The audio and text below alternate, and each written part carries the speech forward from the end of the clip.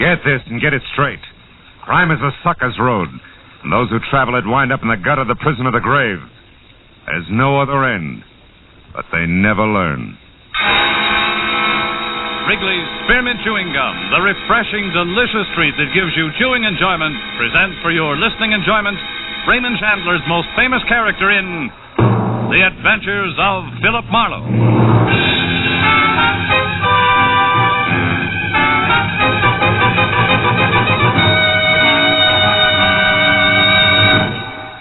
To make every day more enjoyable, treat yourself often to refreshing, delicious Wrigley's Spearmint Chewing Gum.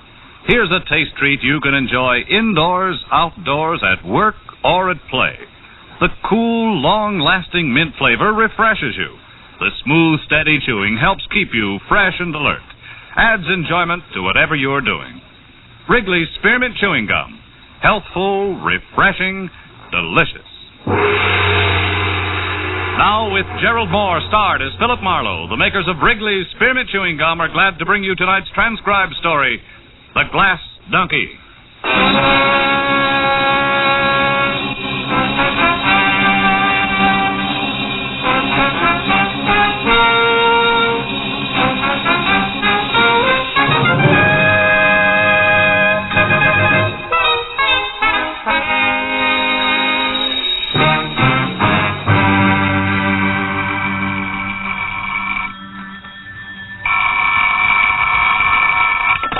Hello, Philip Marlowe. Oh, this is Matthews, Phil. Hi.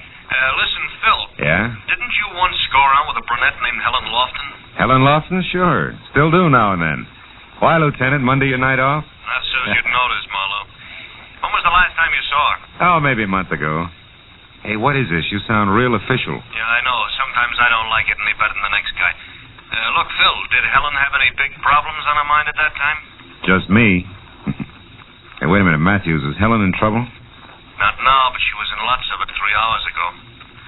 At about 5 o'clock this afternoon, somebody put a bullet in her neck, Phil. Oh, no. It's down here at the morgue. If you think of anything, let me know, will you?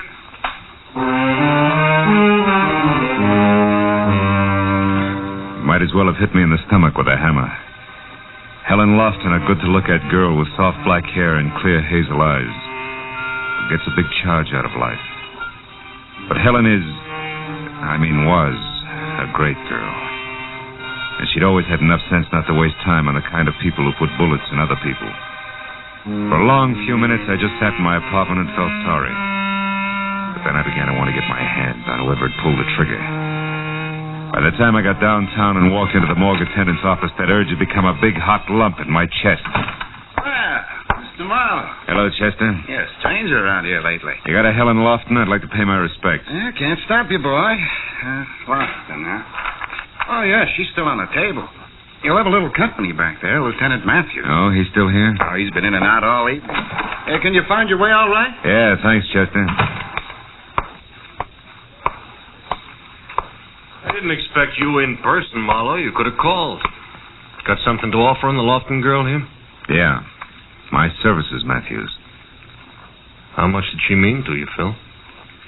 Enough to make this real personal. What have you got on it, Matthews? Nothing. A neighbor reported the shot. Found Helen's body spilled down some stairs at the side of her house. Mm-hmm. It was a .32 at close range. No reason, no motive, no leads, unless you can call this a clue, which I don't. I see that. Yeah, it could be the hind leg of one of Helen's glass donkeys. You know, she collected them. Oh. I was on the stairs near the body. Uh-huh. Hey, look, Matthews, you don't mind me sticking my 2 cents in this, do you? It'll do me a lot of good. No, I don't mind. Just keep me posted, huh?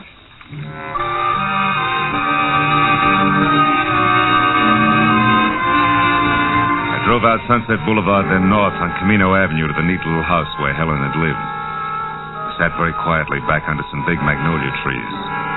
Someone had drawn the blinds on the 2 front windows and had made them look like a pair of closed eyes.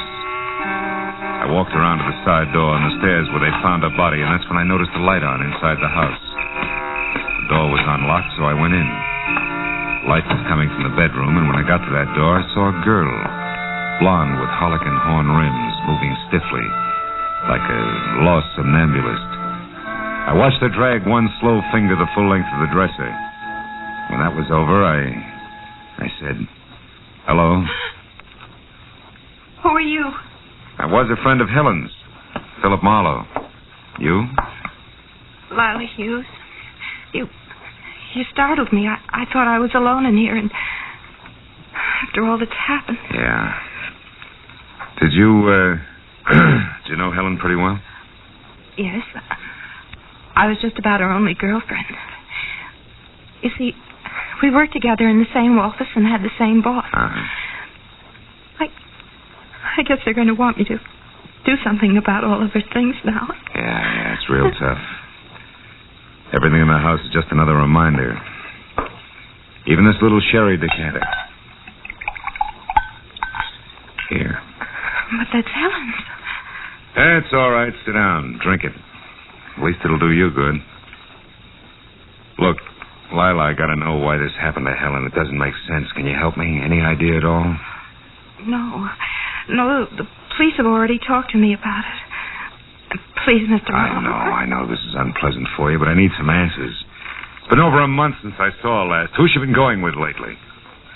I don't know. Helen never said much about her dates. Who's your boss? Mr. Maffey? Mm-hmm. Oh, she dated him a few times, but so have I. Surely you don't think Mr. Maffey... No. I just want to talk to him, that's all. It's Norman Maffey. Maffey Real Estate Company on Wilshire. He lives on Ogden Drive, 3848. Thanks, Lila. Well, I'll be on my way now.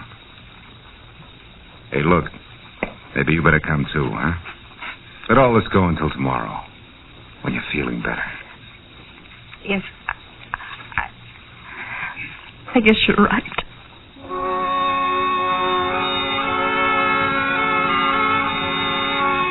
I turned out the light and snapped the lock as we left. Then walked the sad little blonde as far as her coop. Got her address on Beechwood Drive and saw her off. After that, I went to my own car, but before I got in, I looked back at Helen's house once more and tried to shake the empty, loose ends feeling it had given me. I was snapped out of that mood in a hurry. A man with a half an acre of forage had just twisted out of sight behind a tree trunk in the backyard. I started for him, and he broke and ran toward the wall in the alley. It was a 6-footer. He rolled across the top and fell over. When I got there, he was up and gone. He hadn't had time to get out of the alley, but it was empty, which could only mean he was laying for me. Come here, you! You don't, mister. This time. Anyway, go! Trash in good neighborhoods is no softer than trash anyplace else. When I finally got clear of it, the forehead was gone. I figured all I had to show was one of his patch pockets, which I still had clenched in my hand. But there was something else. Glittering on the ground was what had been in that pocket. A little glass donkey with a hind leg missing. On the way back, I stopped once and tried to call Matthews, but he was out. So I drove on down to Ogden Drive as far as number 3848. A gray at the temples type in blue flannel opened up. Yes? Mr. Maffey? Are you a reporter? No, I'm a friend of Helen Lofton's. Also, I'm a private detective named Marlowe. I'd like to talk to you. Private detective? Mm-hmm.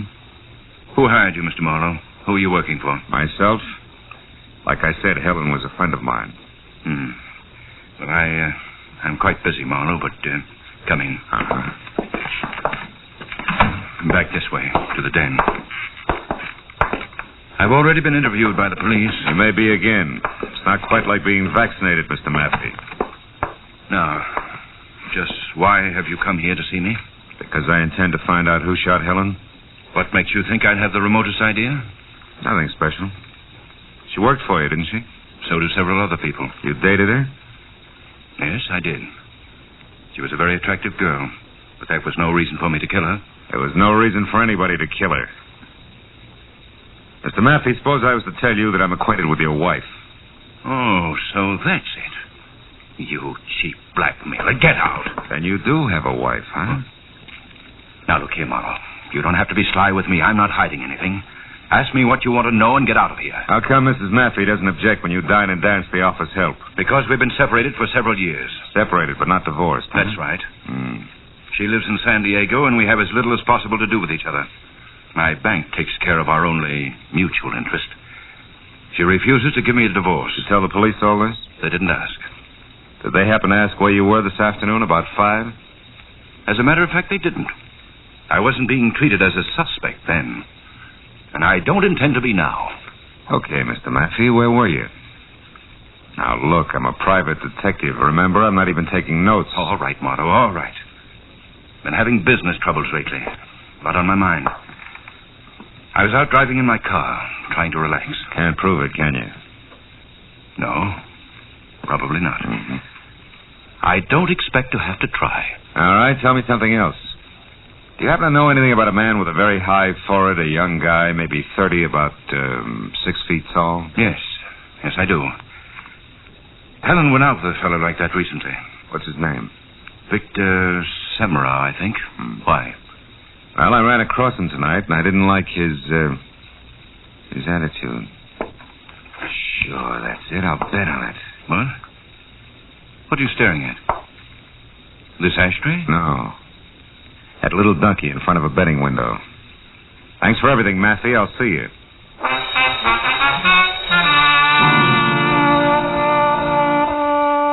The ashtray on the table behind Massey's desk had been made of baked clay in the shape of a sombrero, a keepsake from old Mexico that kicked hard at my memory. At least it was a thought well worth the price of a phone call to Tijuana. So I drove as far as the first payphone, which was at an all-night mobile gas station, got a handful of change, and while my car was being gassed, put the call through to my old friend, Senor Mike Donahue, who had given up reporting in Chicago for editing south of the border. We are ready on your call now, sir. Go ahead. Hello, Mike. Hello, old pal. Hi. Hasta la vista. What's cooking? You coming down to see me? Later on. Listen, Mike, I'm trying to find out about a glass donkey. A which? A donkey made of glass, a souvenir mule. It's got silver shoes and a silver halter. Oh, one of those things. That silver works strictly a Tijuana product, you know. Yeah, I know. They peddle them at the highlight games down here. Out by the betting windows? That's right. Can't buy them anyplace else, Mike. No, not that I know of. Mm-hmm. Why, you want some? No, I've already got one. Well, thanks a lot, Mike. You've been a big help. Hey, wait a minute. What's the matter? As long as you're on the wire, Gumshoe, maybe you can help me. How? I got a big front-page mystery spread if I can get a little more dope. Ever hear of a babe around L.A. named, Mrs. Norman Maffey? Mrs. Norman Maffey? Yeah. Holy smoke, I'll say so. What, Mike, what's the story? Well, the boys just found her body out here on a side road at the edge of town. Yeah? Been dead a couple of days. Probably happened Saturday night. Saturday night, huh? Yeah. The hotel identified her about 10 minutes ago. She was run over. Run over? Well, Mike, you said it was a mystery story. Yeah. You see, the tire tracks out there are still good. It was no accident, Phil. It was murder. Somebody went a long ways out of their way. Yeah. Yeah, Mike, somebody sure did. To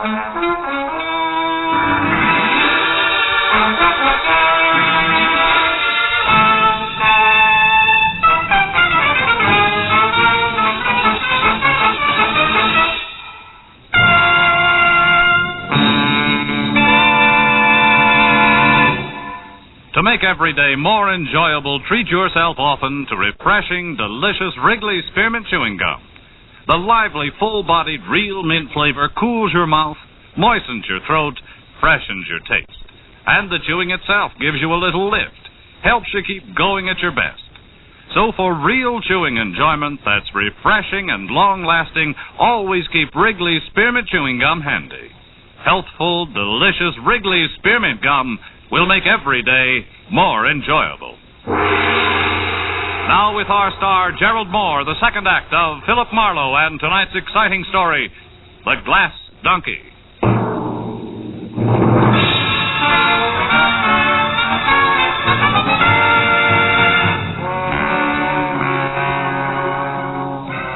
When I hung up on Mike Donahue and the news of Mrs. Maffey's violent death on a lonely road outside of Tijuana, I postponed trying to figure it all out until I had called Lieutenant Matthews at Homicide. I'd asked him to meet me at the bar I was at.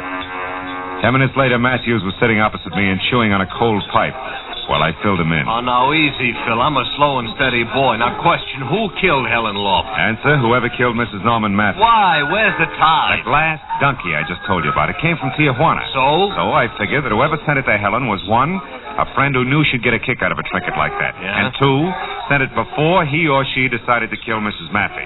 Oh, and therefore said friend had to get the glass donkey back because if traced, it would place the killer in Tijuana where sooner or later Mrs. Maffey's body had to be found. Is that right? That's so very right. And all that brings us back to only one thing. Mrs. Maffey's killer also got Helen Lofton. Was forced to. Yeah, it could be. But look now, Phil, the tough... What'll it be, chum? You look lonely. Forlorn, maybe. 2 beers. 2 beers, huh? Any special vintage? Yeah, the kind with suds on top. Goodbye, comic. Okay. No offense intended. Oh, what was I... Oh, yeah, I was saying, Phil, the tough one. Now, who killed Mrs. Maffey? Mr. Maffey. The motive? He had the best motive. He hated his wife. Also, Matthews, when I talked to him, he was real vague about his whereabouts lately. And for a clincher, he did know Helen Lofton well enough and long enough to send her a cheap trinket, as in Donkey made a glass. Are you impressed? A little, but you're holding back, Marlowe. I'm what? No, not on me, on yourself, Phil. Look, I know you. You don't usually leap at conclusions and over facts. That isn't your style. Trying to tell you, Matthews. Where's such? You know, I told Kelly about that crack you made, mister, and Skip he it. said... Here. And goodbye again. We're busy. Yeah, I'll say. Too bad we ain't got tablecloth. You could have impressed me, chum. Writing down big numbers. You tip her, I'll break your arm. Yeah. Now look at Phil. Could you be a little bit prejudiced about this guy? Now, Phil. Yeah. Sure, I'm prejudiced. I just don't like Norman Maffey's stuffy kisser and something else. I might as well admit I keep skipping that guy with a mile-high forehead and the boyfriend named Vic Samro because I don't exactly know how he figures in. I'm too impatient to wait around for the answer. Uh-oh. What is it, Phil? A game Lieutenant calls Speaking of the Devil. Oh, don't look now, maybe? It's Forehead, Matthews. He was in the next booth catching it all. He's at the front door now, see? But he isn't running yet. He's just paying his check. Lieutenant, how about trying that cigarette machine over there while you talk to me like I was still here, huh? Gotcha. I'll take the back entrance out to the sidewalk. You'll know if I need help. Matthews underplayed his part neatly, and I got out the back door to the street where I spotted Semrau some 50 yards ahead, walking slowly toward an empty car, a new green Nash that was parked close to mine. But then suddenly he started running like he had just backed into a blowtorch. Before I knew it, he had piled into his car. When I was in mine and after him, the street became that much narrower as a truck the size of a battle wagon lurched out of a side alley without so much as thinking about a full stop. You stupid clown! What was that, Sonny? You heard me, Muscles. Sonny, you have a nasty touch. You've got a couple of funny ideas about driving. Hold right there, fellow. Read it and weep. Papa? Yeah, and the big letters spell police. Now get back in your cab there and wait. We'll chat in a bit. Oh, yeah, sure. Whatever you say, officer. Only this jerk was in a row. Move! Like a trouble, wasn't mine. Marlowe, that still leaves us a big blank to fill in. Yeah. But while we're trying, Lieutenant, do you mind if I drop in on Mr. Maffey again? Alone, I mean? I'd like to try pinning the leg of the ducky on him. All right, Phil, but be careful, huh? It's fragile, you know, made of glass.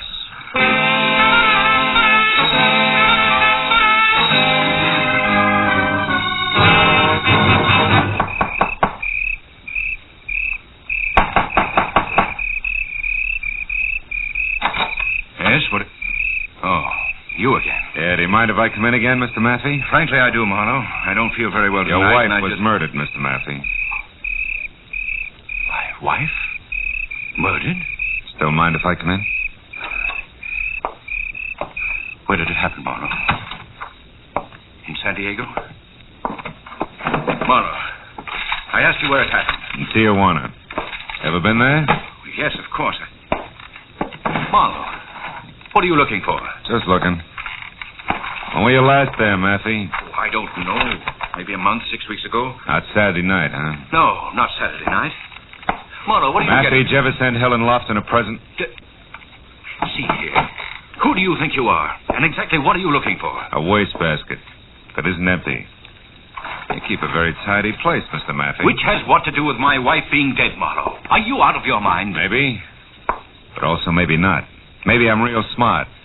Maybe I've come to the right place to look for an empty package and a piece of wrapping paper that would be addressed to Miss Helen Lofton in your handwriting and postmarked Tijuana, Mexico. Tijuana? A large piece of wrapping paper and a large package stuffed with Excelsior. It was once home to a glass donkey in which you had to get back from Helen Lofton before she got it. Or if you were too late for that killer and then get it back before anyone else knew about it. Does that still leave me out of my mind, Maffey? Absolutely. We'll see. After we try the backyard and your incinerator. Now, wait a minute. You know, the law says you can't light it after 10 in the a.m., Maffey.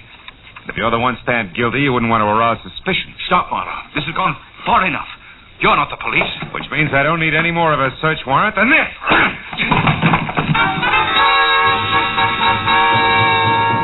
I caught him right. He plopped to the floor, face down, like he was made of wet wash. When I rolled him over and was sure that a return engagement was still a long way off, I cut the lights, then went through the house and out into the kind of backyard that you had to call a garden. Beyond all the moon-bathed beauty and half hidden by a fountain that was backed up by an ivy trestle was what I wanted. A short, squat, scarred, ugly incinerator. The door was metal cold, and inside I found more encouragement. None of the paper that was jammed 3 feet deep in was burned. I started tossing the stuff out, counting more on the feel and sound of wrapping paper than anything else. Once I stopped short, but it was only a grocery sack. The second time I stopped short, I had a better reason. Marlowe, What? you're wasting your time there. Well, Mr. Victor Semrau. Yeah, or as you put it, the guy with the mile-high forehead. I wouldn't get touchy, Semrau. You were swinging the dock ahead, remember? I'm sorry about that, Marlowe. I didn't know we were both on the same side there. Both on the... Take it easy, Victor. You wouldn't try to set me up again, would you? Why the sudden change of heart? Because now I know that you're in the up and up, Marlowe. I overheard you talking to that police lieutenant and also the Mexican newspaper man. Well, bully for you, eavesdropper. But also you ran. Why? I was afraid you'd turn me over to that lieutenant. Marlowe, listen. From the start, I've been trying to find Helen's killer. That's why I've been following you. I found that glass donkey in her porch, and, well, to get right to the point, Marlowe, I can tell you that the one who killed Helen and Mrs. Mappy...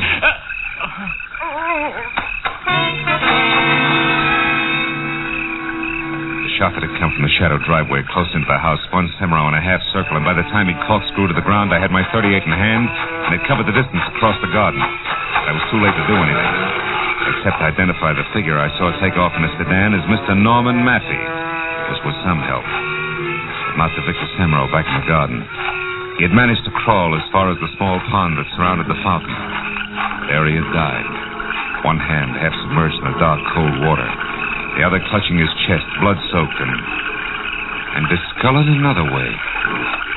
I must have stared at it for a full 30 seconds before it suddenly began to add for me. Add fast to the only backyard left in the spot where I could get to Maffey and maybe stop a third murder. Lila Hughes' place on Beechwood Drive. It was all the push I needed.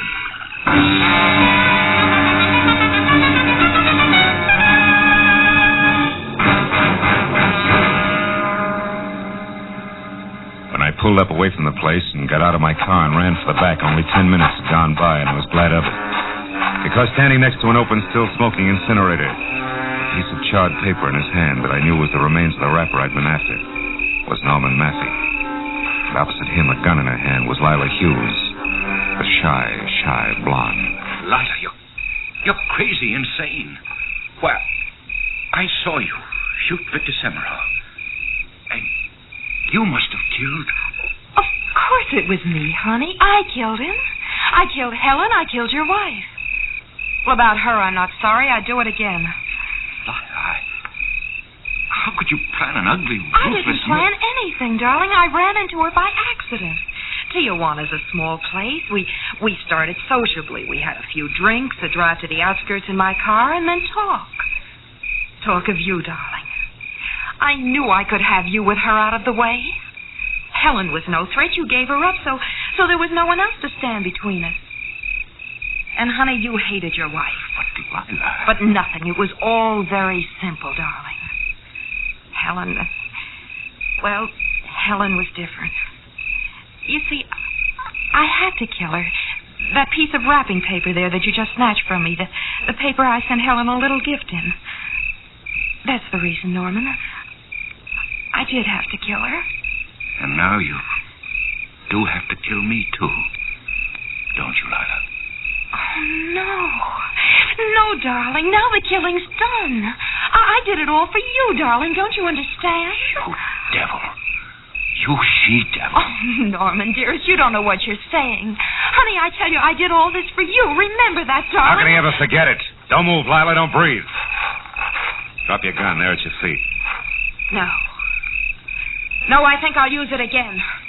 Even if you shoot, I'll use it. We belong together, Norman and I, and we're going to be together.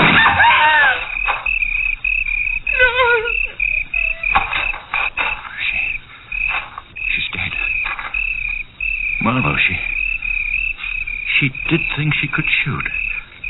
Even if you did, didn't she? Yeah. That's what she thought, all right, Maffey. Call the police. They know where they can find me.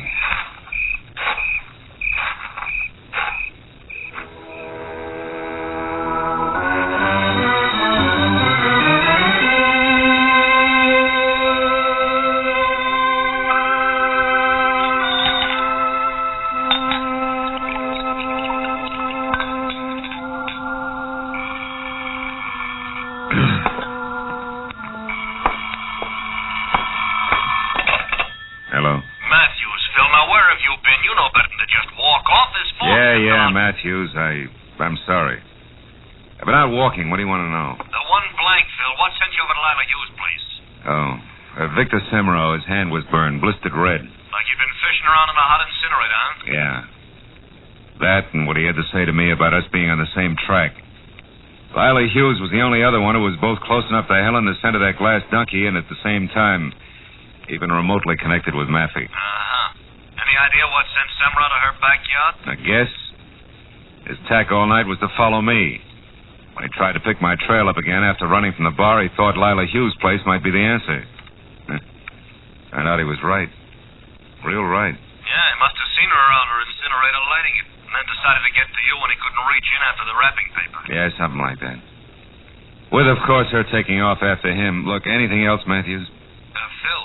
Hmm? Phil, you weren't in love with Helen Lofton once upon a time, were you? No. No, Matthews. I wasn't in love with her. Yeah. Well, so long, Phil. And, look, I'm sorry about Helen. I mean, it's a crying shame. Yeah. Good night, Matthews. I'll come down to headquarters in the morning.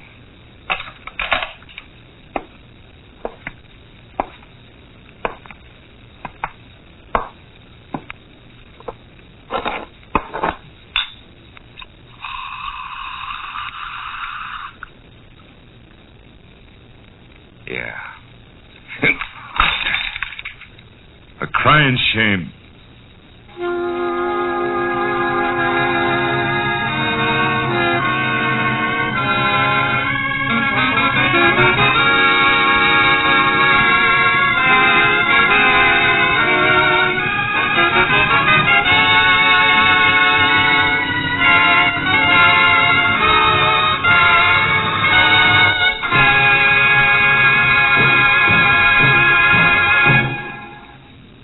Remember, friends, to make every day more enjoyable, treat yourself often to refreshing, delicious Wrigley's Spearmint Chewing Gum. There's lots of cooling, real mint flavor in every stick. And chewing Wrigley's Spearmint helps keep you feeling fresh and alert. You feel better, work better, get more fun out of doing things. So indoors, outdoors, wherever you go, keep some healthful, refreshing Wrigley's Spearmint Chewing Gum handy. To make every day more enjoyable, treat yourself often to delicious Wrigley's Spearmint Chewing Gum.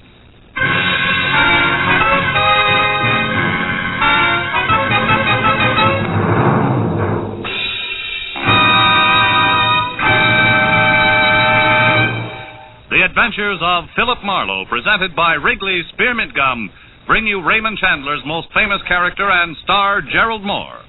Philip Marlowe is produced and directed by Norman MacDonald and written for radio by Robert Mitchell and Gene Levitt. Featured in the transcribed cast were John Stevenson, Michael Ann Barrett, William Lawley, Bill Johnstone, Vivi Janis, and Vic Perrin. Detective Lieutenant Matthews is played by Larry Dobkin. The special music is composed and conducted by Richard Arant.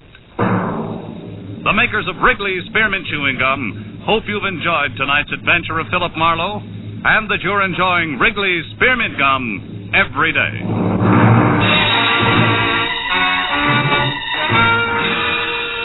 We invite you to be with us next week when Philip Marlowe says...